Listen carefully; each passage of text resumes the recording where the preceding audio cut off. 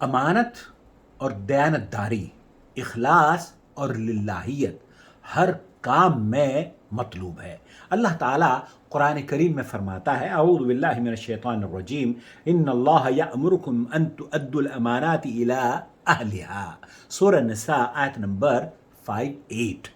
بے شک اللہ تعالیٰ تمہیں حکم دیتا ہے کہ تم امانتیں ان کے حقداروں کو ادا کر دیا کرو۔ سعودی عرب کی فتویٰ کمیٹی لجنۃ الدائمہ والافتاء نے 19773 پر یہ فتویٰ دیا کہ جس کام کے لیے آپ نے کسی شخص سے معاہدہ کیا ہے اس پر آپ اگر فرائض اور للہیت کے ساتھ ذمہ داری کو سمجھتے ہوئے اپنے کام کو انجام دے رہے ہیں تو آپ مبارکباد کے مستحق ہیں، لیکن اگر آپ خرد برد کرتے ہیں اور اس طرز پر کہ جناب میرا معاملہ ایگریمنٹ تو ٹھیک ہے لیکن مالک تھوڑا ہی یہاں پر بیٹھا ہوا ہے، پیسے جس نے مجھے دیے ہیں تجارت کے وہ میرے ساتھ تو نہیں ہیں، میں جو چاہے کروں، اگر آپ اپنی تجارت میں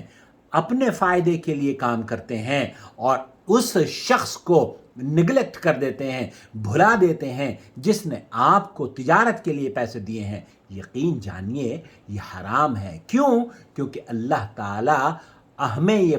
حکم دیتا ہے کہ ہم جب کوئی معاہدہ کریں تو اس معاہدے پر پورا اتریں، اور اگر معاہدے پر پورا نہیں اتریں گے تو یقین جانیے یہ دھوکہ اور دغابازی میں شمار کیا جائے گا۔ اپنا بہت خیال رکھیں اور اس دنیا کو خوبصورت دنیا بنانے میں، ایمانداروں میں سچائی کو فروغ دینے میں اس ویڈیو کو شیئر کریں۔